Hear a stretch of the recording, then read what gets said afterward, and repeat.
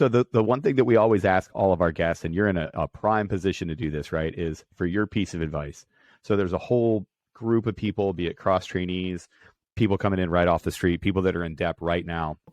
They want to be successful and they want to do one of these jobs, right? Like there's a whole pool of people sitting in SWOVI right now, waiting to see your shining face down at SWIC and down in a Joint Base San Antonio. So what piece of advice would you give to those candidates to get to where you are now? Like as the SR guy that you are, working with Peaches on red team and gold team down at the 2-3 and having the experience that you've had, and now you're trying to grow that next generation and really make your career field into something that we all think it can be.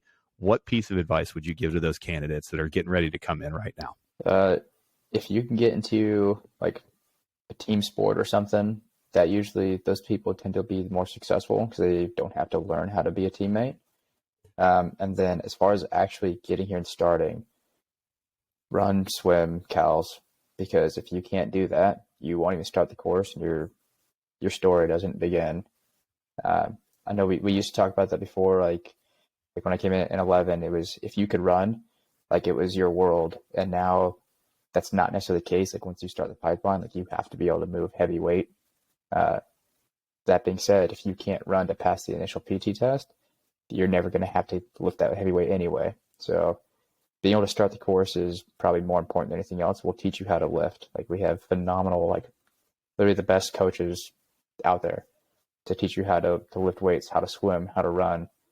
Like the best nutritionists, they have people that will, if you have injuries, they will fix those things so as if they never happened.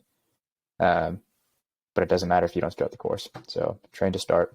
I think we have 50 something students right now that either failed or washed back for failing PT events that are just sitting there miserable.